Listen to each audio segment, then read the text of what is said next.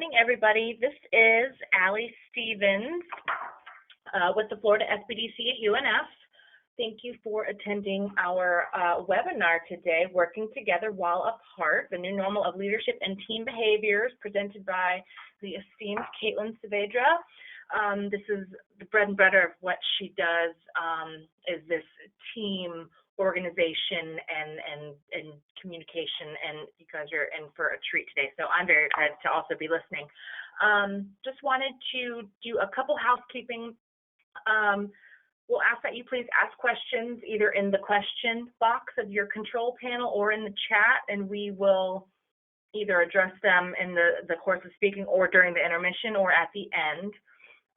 You will also be getting a quick little survey following the presentation today, so please be sure to fill that out. We appreciate all of your feedback. It really helps us create good content and training for you guys as small businesses. So please fill that out. And then also you will receive from me later on today a copy, a link to the recording and the goodies and assessments and materials that Caitlin will be going over today. So be on the lookout for that. And without any further ado, I'm going to hand it over to Caitlin. Take it away. Good morning, everyone. I hope you are well caffeinated and ready to talk about people.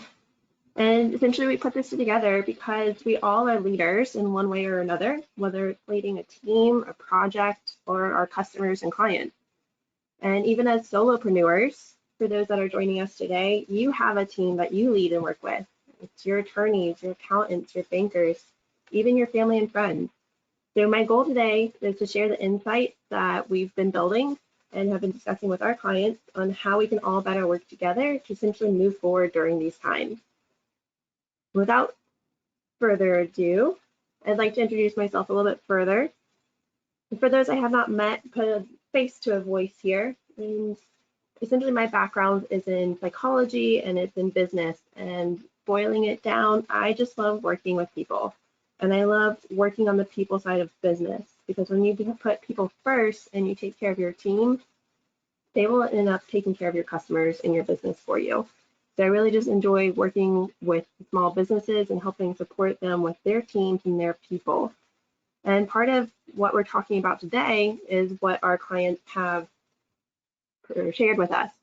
And it's no surprise, we're all going through these challenges. It's difficult because in a matter of a week, it all became remote work. It became stay at home. It became, we need to find a new way to do what we do. And in some cases, it became every day became a take your kid or pet to work day, which some people love and some people are having difficulties with.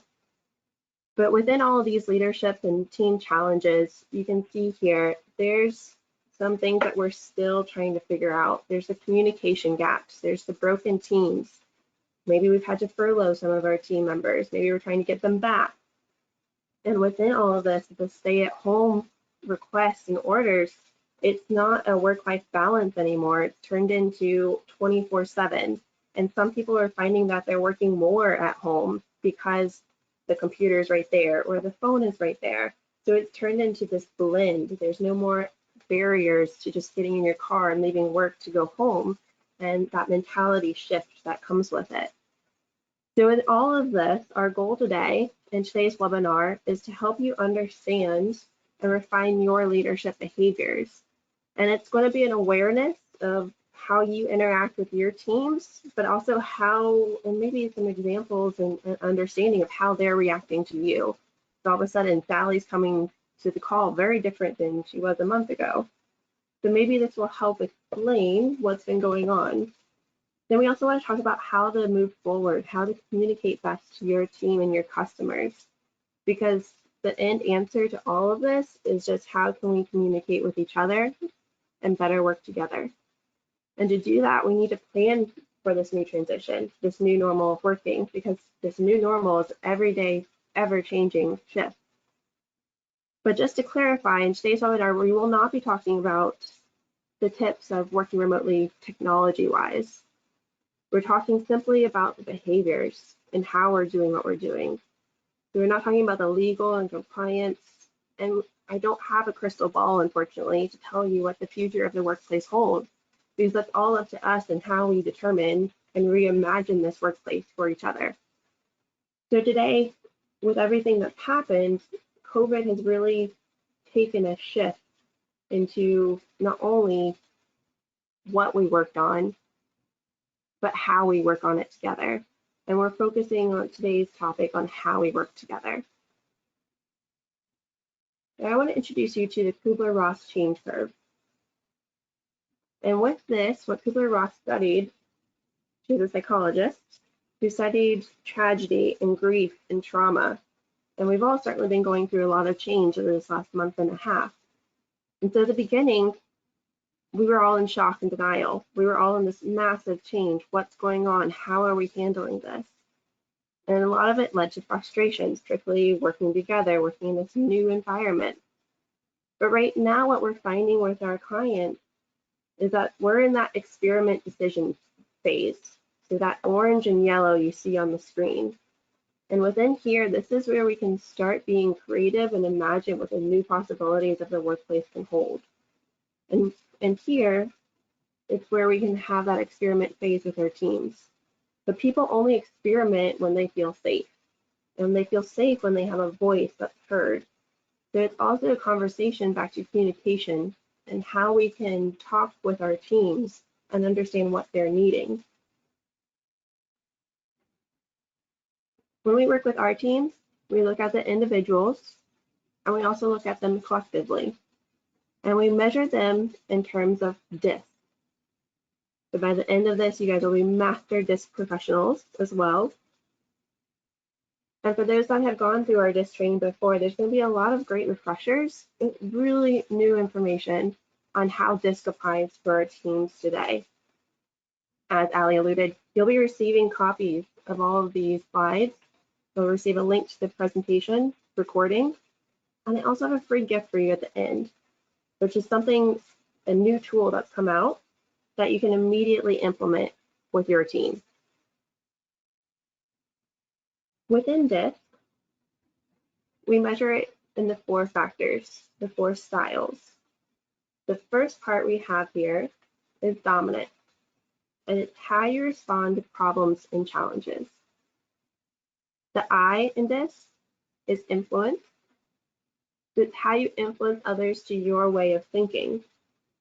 The S stands for steadiness. It's how you respond to the pace of the environment. And the C is for compliance, how you respond to rules and procedures set by others, everyone's favorite, right? And within DISC, we have our natural tendencies. There's no right or wrong here. There's no one style that's the best for you. It's just, what are we naturally talented at? What's our natural primary styles? So a couple of months ago, when we were working in what used to be the workplace environment, our DISC style was pretty consistent. But then when change happens, going back to that Kubler-Ross change curve, when that stress occurred, when that shock occurred, our DISC styles may have changed. Someone who may have had a high influence, high steadiness change, now that steadiness is completely magnified. They're handling the stress of this new environment, and they're trying to figure out this new pace of what's going on. So we're also adapting to this new remote work. We're adapting to these teams. And when we adapt, that might cause additional stress. And that's where, again, Sally might come on the call and be very rushed or very brief when she may have been the nicest person before. And you're like, whoa, what happened to Sally? What's going on? How can I work with her? How can I help influence her, help bring this team together?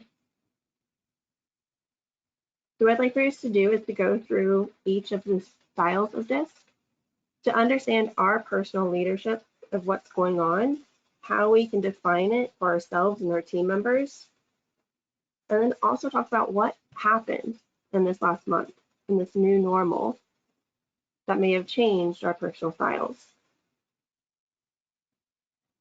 So starting with dominance here, again, it's how you respond to problems and challenges. And the key part here is that there's 2 different intensity levels for dominance.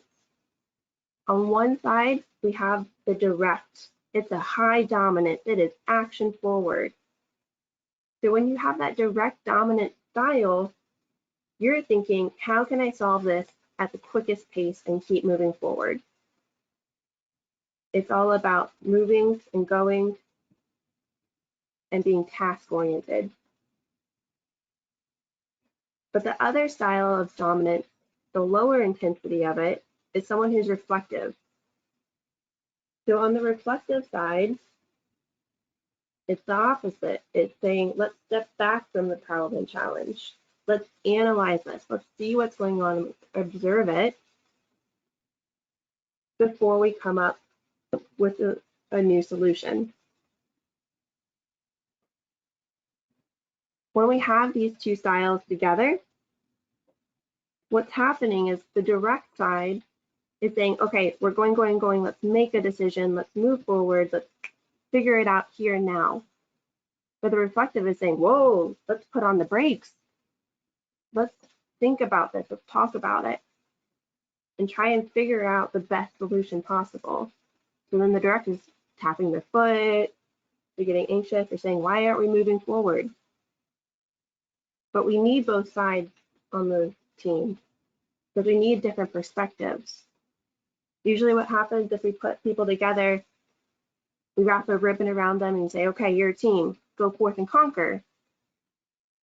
But if we don't understand these differences and how we all interact with each other, it can be difficult for that communication to happen, and especially when we're talking about expectations. That direct is expecting a quick response. That reflective is expecting time to sit back and analyze. So what happens when change occurs? That dominant side, fear comes out, and the fear of dominance is being taken advantage of. And it's not that they're trying to put a barrier up, they're just trying to mitigate a problem before it happens. And what essentially with that initial reaction that happened was that fight or flight. Am I taking care of this right now? Or am I fleeing to another problem or to another challenge to take care of? But now that we're kind of settled in what's going on, we have a better understanding, that focused reaction they have is innovation. It's the, okay, we understand and have addressed the problem, we know what's going on, but let's innovate, let's move forward. And the thing to be aware of here within dominance is that an innovation could be a command innovation versus a collaborative, meaning their natural tendency is just to make a decision on a command. Let's just go, let's do it. And if no one is around, they might make the decision right then and there without talking to other people. So it's an awareness of that initial reaction that you might have, or that initial reaction you might be working with. And it's also an opportunity to say, hey, but have we thought about this? And how can we better collaborate together? The next part of DISC that we have here is influence. And influence is all about how you influence others to your way of thinking. Think about it in terms of people and contact. That high influence, what we call an outgoing influence, is out there just trying to be friends with everyone, strangers or friends they have not met yet. And it's not necessarily just wanting to have the friends, but it's that magnetic, that optimistic, that outgoing personality that they have. And so they are energized and engaged with people and talking things out, talking through problems and challenges, talking and connecting with people. Now, the opposite of this we have here is reserved. And reserved, as it sounds, are those that step back and say, you know what? I'm okay remote working. I'm okay just hanging out with my dog for the day. But they're not going to be the ones that are going, hey, let's get together, let's do this. They're the ones that sit back and listen first. So the outgoing we see here are being the ones that are more of the talkers. They're more of the outgoing personalities. The ones that are reserved are the ones that sit back and say, let's listen, let's observe a little bit, and then let's ask questions. Or then I'll put in my thoughts, my opinions, my voice. So going back to what I mentioned before, and when we can experiment and when people feel comfortable to experiment, we want to make sure that they all have a voice at the table.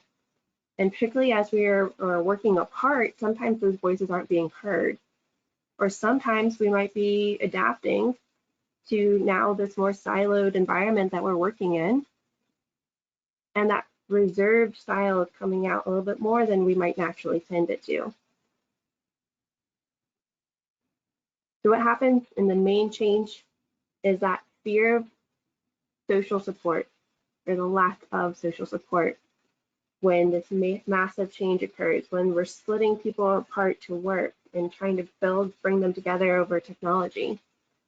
And that initial reaction that an influencer had was that, wow, where's my connection? Where are my people? So they're probably the ones in the teams that say, hey, let's get the happy hours going.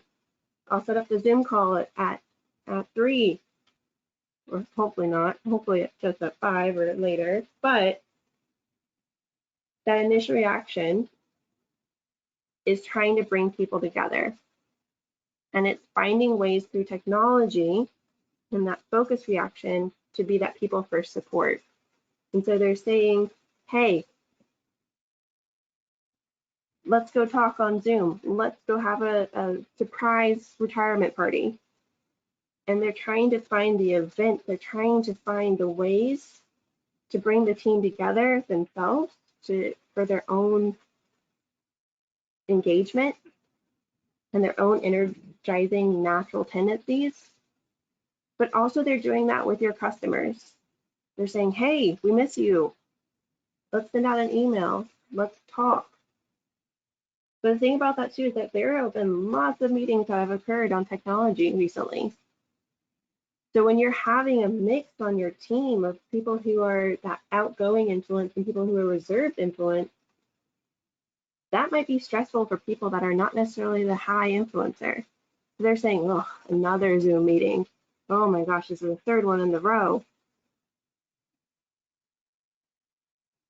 But as a leader, it's important to understand how to connect with those.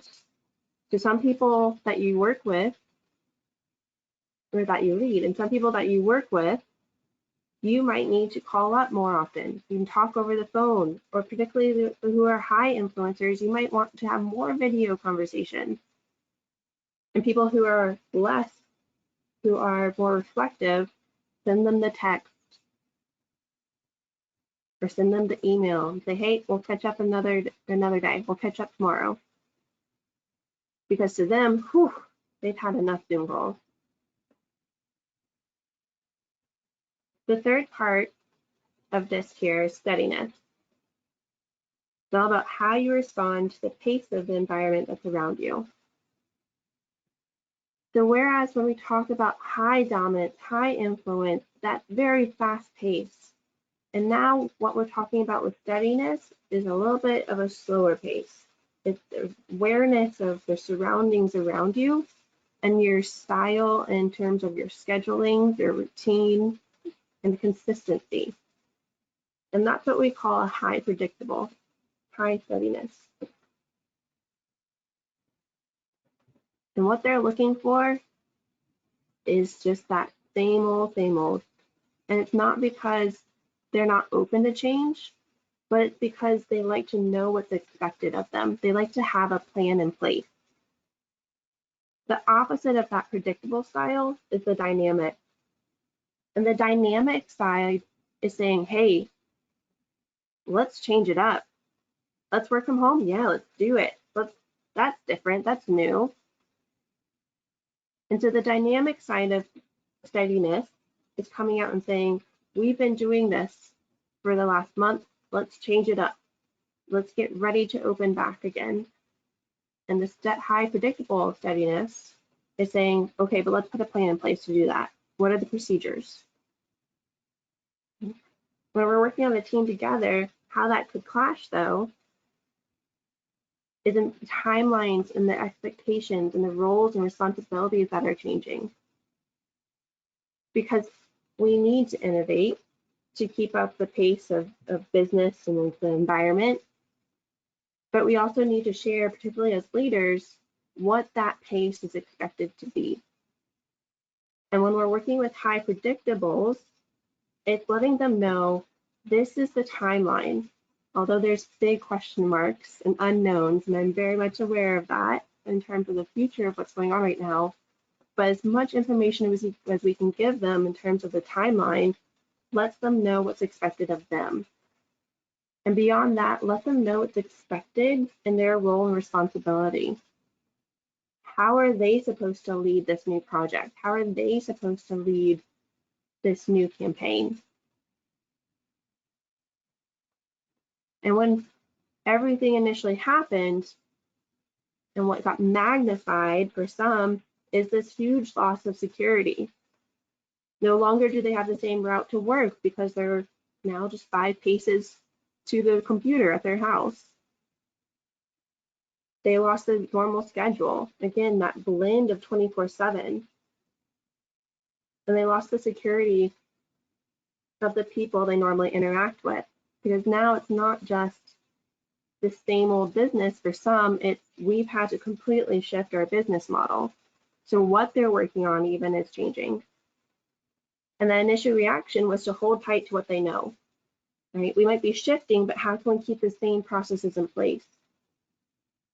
And now that things have settled, they have that focused reaction of, okay, let's sustain. Let's just stay in place. Let's hold the boat down, hold down the waters until we know that we can move forward. Let's not grow necessarily right now. And that might be a little bit frustrating for some, because they're saying, no, but we have to change, we have to grow, we have to move forward. And again, it's just that basic communication of how are we going to be able to do that together? And how can we use that high steadiness, that high predictable, to put into place the new process, the new procedures of what's happening? Final part of this we have here is compliance. And the compliance is how you respond to rules and procedures set by others. So these aren't the ones that we get to set for our teams, for people we lead, but these are the ones that we abide by culture, by government, by industry, by business.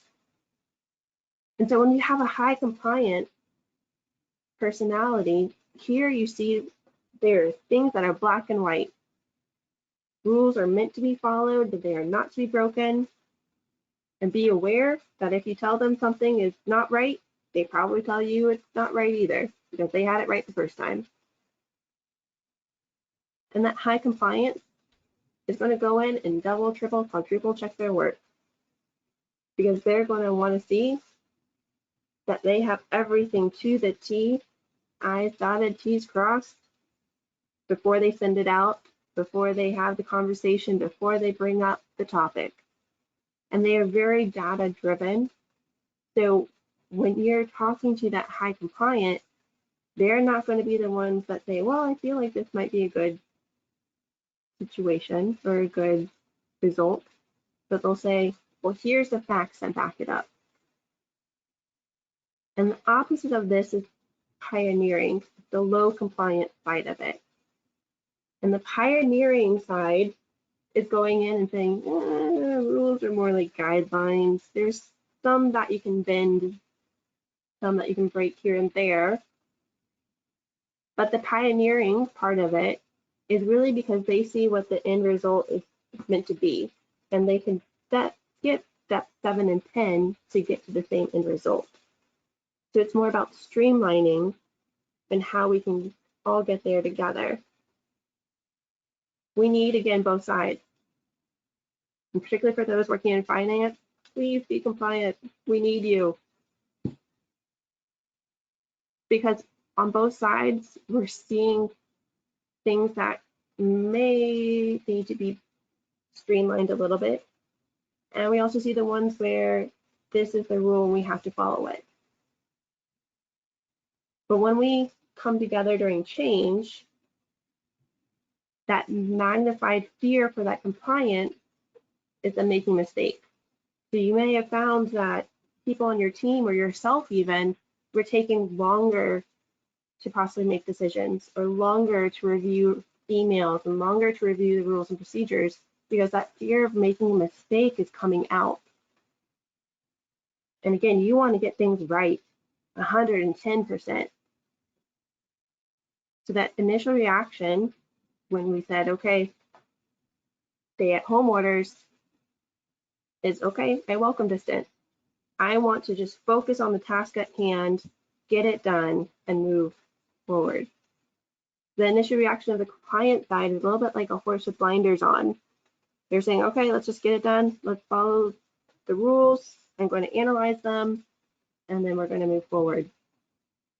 The new focus reaction, now that things have settled, is they're looking for new opportunities for autonomy. They're saying, all right, well, if this is what it's going to be, how are we going to build the rules and procedures to make this work?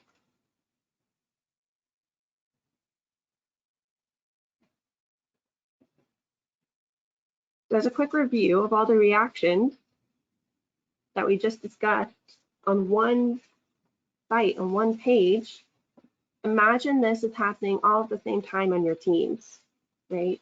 So everything we just reviewed is all happening at once, and we're all trying to figure out how we can come back together as a team, how we can work through this and move forward.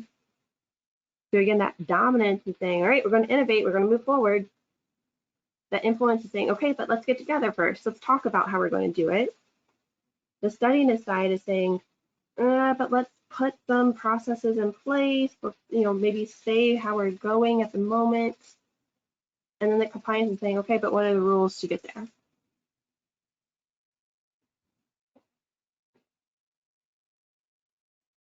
There are strengths to all of these, and there are strengths to having these on the team.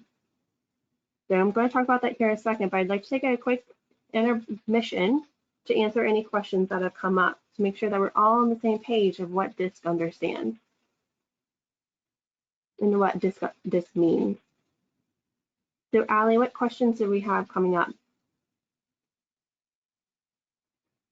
We had a question about, from David Steele, said, how can I reach out to current clients about future work without being insensitive to the current situation? Great question. And I think that has to really come into play about your business plan and how you're pivoting and reacting, but also how you're communicating that to them and understanding your customer style. So understanding that if you, an example might be high dominance, and you're saying, okay, let's get to work, sign up right here, right now, but your customer might be a high compliance and saying, whoa, but I have to analyze what's going on. Maybe it's a new way of communicating to them. And we'll talk about that here in the second part of this webinar.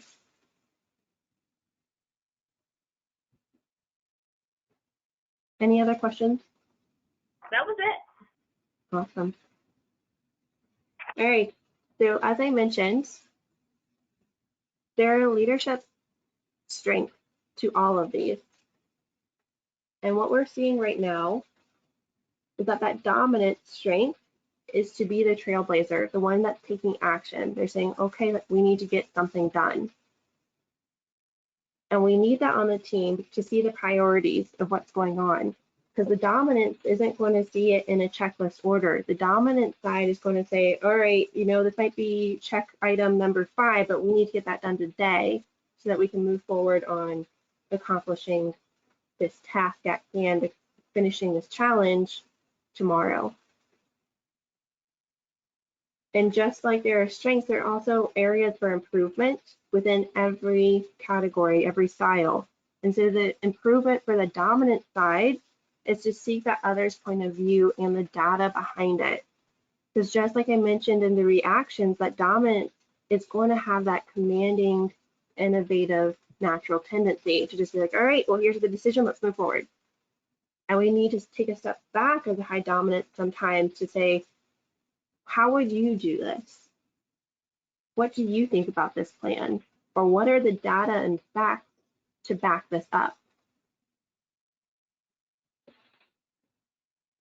The influence strength that we're seeing on teams is that they're talking through the issues, and they're the ones that are bringing the team together. They're the ones connecting.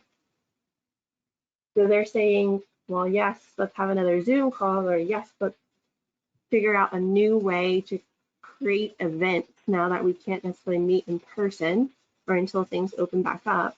How can we connect with our customers in a new way? But the improvement there for the influence side, because again, they're talkers, they're wanting to talk through everything. It's just to be present and listen. Because not everyone is going to share their voice or their opinion necessarily up front. So again, it's asking questions. How would you hold this new event? How would you communicate to this person? What do you think about this? And just listening to their thoughts and ideas on it as well. On the other side here with steadiness, that strength is the calm that they bring to the team. It's the reliability. Because again, they're saying, all right, guys, we can get through this. They might not be showing their stress, but they're going to be the ones that say, all right, here's what we're going to do. And here's the checklist. Here's the process. Here's the new procedure that we need to put in place to make sure this happens. But the improvement to be aware of there for steadiness is not to withdraw too much, because that steadiness side can be, tend to be a little bit more introverted. And again, wanting to step back and observe and just be aware of things, not panic necessarily at first, but just see what's going on. And then area of awareness is not to withdraw too much, but to go after the conflicts and challenges, but again, by collaborating with all these other styles, because they're going to see different perspectives. The compliance side, the strength that they're bringing is that logical perspective. They're the ones that aren't, again, based on emotion, but they're saying, okay, well, here's the facts and figures of how we can make this new technological system work, how we can make the new webinar system work. And they're going to be the ones that bring those new protocols in place, probably working with that steadiness on how to create the process too. But the compliance is saying, okay, here's the guidelines, here's what we can do moving forward. But the improvement there is to focus on what you can actually control, because there's so much that's out of our control at this moment that if we try to control too much of it and try to put too many rules and procedures in place, those rules and procedures might not work because they're out of our control. As I mentioned at the beginning of this webinar, the foundation for all of this and how we can move forward and reimagine this new workplace and work behaviors is through our communication. And the communication styles here are vastly different. So just as you're talking to someone that you lead, just as you're talking to your customer, it's understanding their style and meeting them halfway and saying, okay, I agree that I will approach you in your communication style because that's the same wavelength, and I want to make sure that we're talking on the same wavelength, as long as you agree to come to mine. So you'll notice, a high dominance, for example, their emails might be short, or there might not be anything in the email. It might just be the subject headline, get this done. And so when you're talking to that dominance, it's talking to them in that email communication style that they're looking for. But a high influence, they want the how's it going, how's the family, how are you doing during these times? They want that connection. And the difference there of what's going on is because we look at this in terms of quadrants. That compliance and that dominance are very task oriented. And then let them decide if they want to get personal. That steadiness and that influence are very people oriented. They like to communicate. They like to see how that connection is building and the rapport is building with each other. On the other hand, the dominance and influence side, very extroverted. They'll be outgoing. They're the ones that say, all right, let's get this done. let's move forward, let's come up with an idea. And the compliance and steadiness might be more introverted. There's might be loving this right now. And as a side story here, I have many introverted friends who are saying, you know, it's time to check in on the extroverts because they don't know how to handle all of the stay at home right now. And it's true, because extroverts are probably going crazy. They're saying, I need to get out, I need to connect with people, I need to connect and be with around others. But the introverts, again, are, look, I'm good on my own. Let's sit back a little bit and let's just email or let's just text. Going into each style though, and the difference of these highs and lows are very different. And here are some great tips on how you can start communicating better with them moving forward. And again, you'll get copies of all of these. So you'll have these on hand to implement right away. So that high dominance, remember, they're action oriented. So they're wanting that quick, what do I need to get done? They're going to be very to the fact, to the point. And the thing about them is don't ask rhetorical questions, because they're going to say, well, that was a couple minutes, I couldn't get back. For the reflective side, they're wanting to collaborate. Again, they are stepping back from a problem or challenge, and they're saying, all right, let's observe, let's get some ideas together, and then I'll come to the table with a solution. So they might not provide that solution up front unless you give them that opening to share their ideas, to share their opinion. But don't pressure them to make that decision right then and there, particularly when it's a difficult or very large problem or challenge to solve. That reflective might step back and say, give me a day, I'll come back to you then. Right? The influence, that high influence, wanting to connect, wanting to be around people. Again, let them communicate as much as possible, particularly using the video technology that we have right now. If you have a quick question for them, don't just email, maybe call them up on that video. Hey, how's it going? Oh, I see your kids in the background. Looks like you're doing a great job. Looks like you guys are having fun. All right, here's the task at hand. And they have that fulfillment of the connection that they need. The other thing about influence is they're wanting to talk things out is make sure that you're following up with the action steps in writing. So following up that video with an email, following up that call with a quick text, saying, hey, all right, this is what I'm doing. Can you get this done by X date or X time? But don't bog them down with too many facts or being too formal. But again, they like to build that rapport. They like to build that relationship. So if you say, good evening, Robert. Good to talk to you again. How are you doing? That's a little bit too formal. They just want it to be a little bit more casual. On that reserve side, they're more so about that one-on-one. They don't necessarily want to be on the Zoom call offering and talking out everything. So have a clear plan of action when you're talking with them. Be very specific, be to the point, and give the facts and figures to back up what you're asking. The other thing about being reserved is making sure that you find your chance to share your voice. So maybe you are on the call. Maybe you are thinking about a solution, or you are thinking about a way that we can move forward, but you don't necessarily want to talk about it right then and there. And just say, hey, I'll follow up with an email.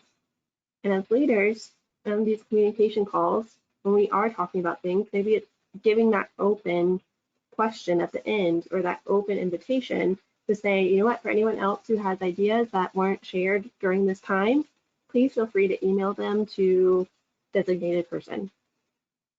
And that way, everyone's voices are heard. That steadiness style, again, they're looking for that predictable consistency pace.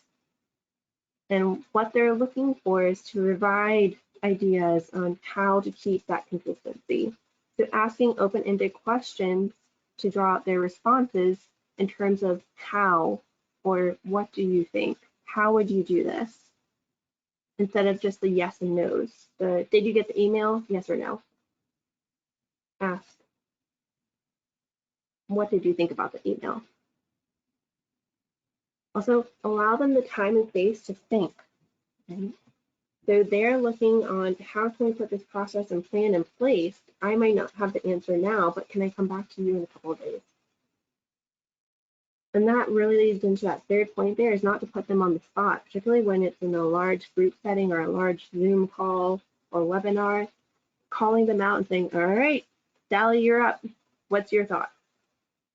Unless they knew that was part of the agenda, unless they knew, they might feel that additional stress. And the opposite of that is that it's dynamic. Again, they are wanting to change it up. Provide them the time and places and events to think about how to make changes happen. And be open to bouncing multiple ideas, because they are much more of the multitaskers. They're thinking about different things, different changes, and then making sure you wrap up the call, wrap up the communication, the email at the end with an outline of, all right, well, we talked about all of this. Here are the action points moving forward. And the main thing that irks the dynamic steadiness is making decisions on their behalf. So make sure you don't do that, and you get their opinions and you get their ideas and thoughts of how to move forward.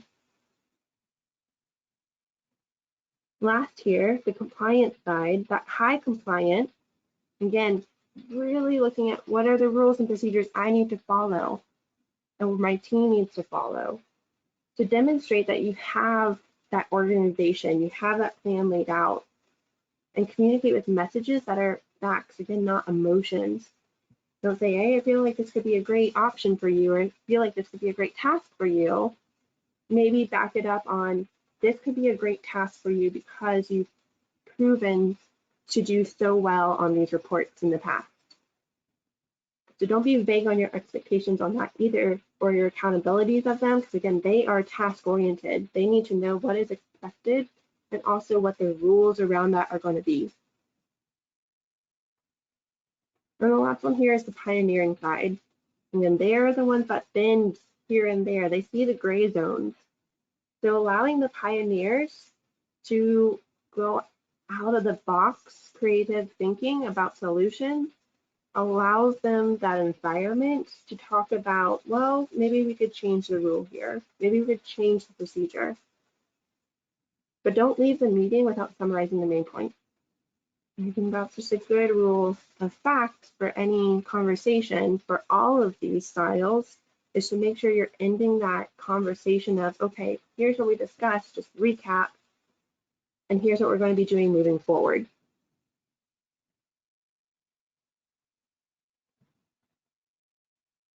Taking this back to the Kubler-Ross change curve, as I mentioned before, we're in this experiment decision phase. And as these news headlines are coming out that states are opening, that cities are maybe taking a step back on a lot of these quarantine rules and opening different businesses, different industries, we are now moving towards the back of the top of that curve. We're into that integration phase. And that's where the title of this webinar really comes into place. The new normal of working together and of leadership behaviors is because that's up to you. That's up to all of us to determine what this new normal can look like. We don't have to go back to the way things were. And for some business industries, it's not possible. We have to pivot. We have to shift our business models and understand what can work best for us moving forward and what works best for our teams. So the way that we can do that together is by deconstructing what those roles and responsibilities are. Again, through this last month and a half, you may have had yourself or other team members who had to do different things than what they did 2 months ago.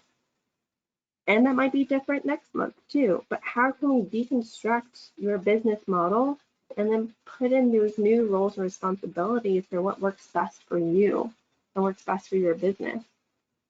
And the other thing here is to make sure you're capitalizing on your team's natural tendencies, because when you come to the office, when you come to work in your natural energy, you are so much more engaged and so much more energized to do the work to the best of your abilities versus having to adapt to a whole different style that might be stressing you out.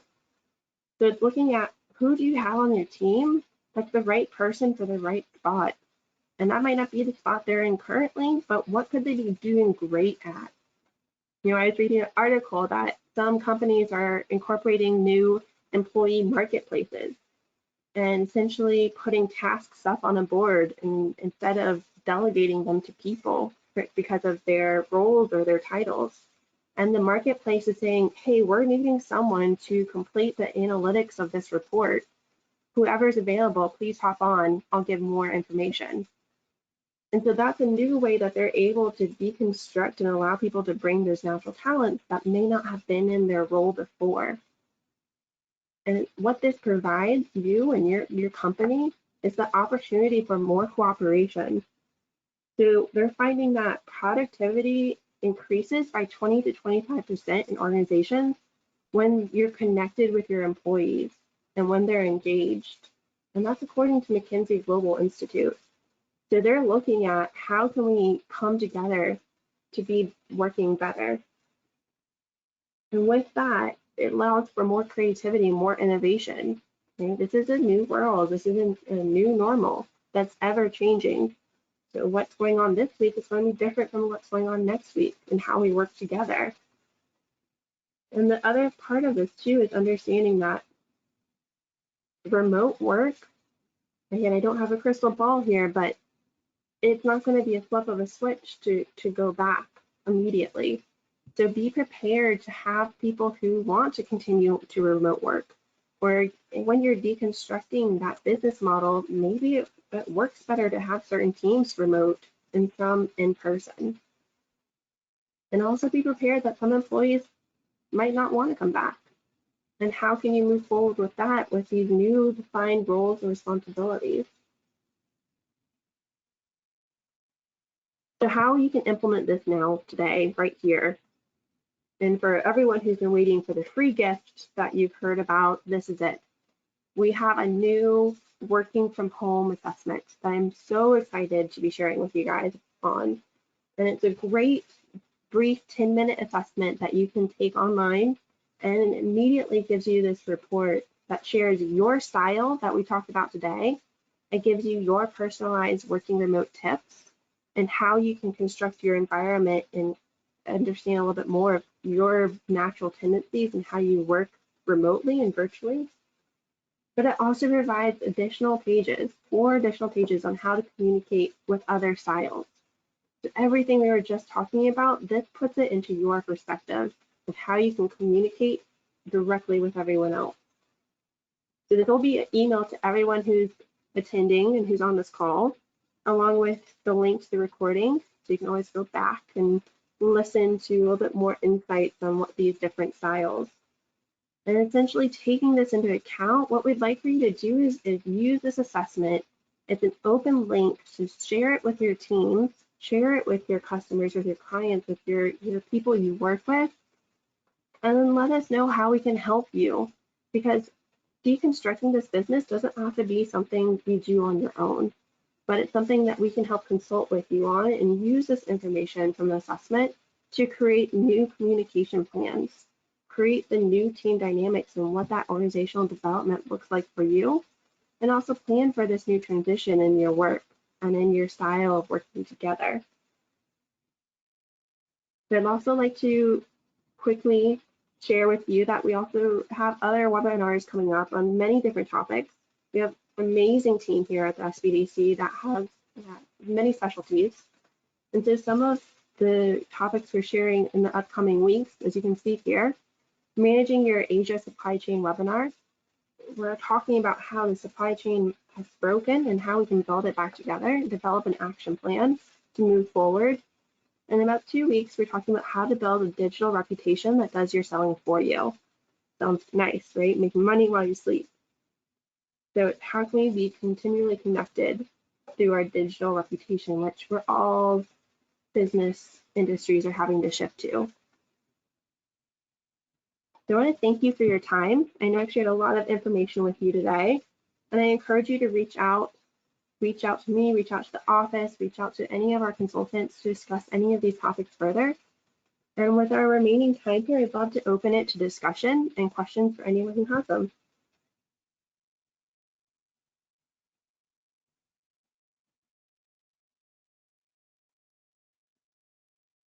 Allie, did we have any other additional questions coming through? I'm not seeing, there's one question here that says, can an individual change his or her style over time? I think that's a good question. That's a great question. And yes, bottom line answer. We have our natural tendencies that we could go into a whole conversation of nature versus nurture on, but our natural tendencies, depending on our environment, on our roles, our responsibilities, change. So as I mentioned before, I mean, if we've been working with teams, with individuals who maybe had that high SC, but when everything massively started changing for them, that S may have gone down a little bit and that C just rocketed, and they're trying to figure out what the rules and regulations are in this new normal. So that has adapted and shifted. So absolutely, it can change, but I've never necessarily seen someone completely change 180 degrees in their behavioral profiles and styles.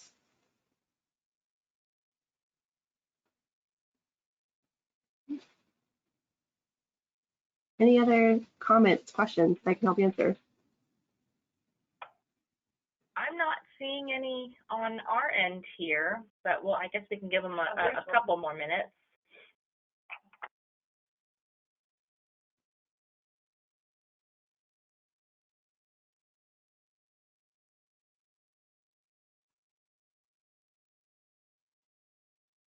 Again, feel free to share anything in the questions, share anything in the chat, any thoughts, comments, ideas, questions.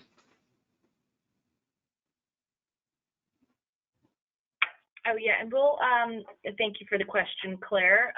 Remind how to get the free assessment, which is what I will be sending out this afternoon, along with the recording and other materials, the slide deck from the presentation, a link to the recording, and a link to the assessment. Is that correct, Caitlin?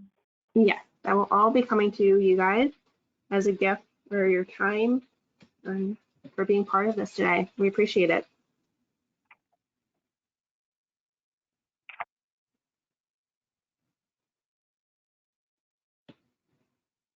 Okay. Without any further questions, I please, thank you for, again, your time today, and please reach out to us if you have anything additionally that you would like to add. Please feel free to email us to reach out to us, and we look forward to working with you in the future. Enjoy the days, and it sounds like over here in Jacksonville, the beaches might be opening back up, so enjoy the time outside too with family. Stay well, stay healthy, everyone. Thank you.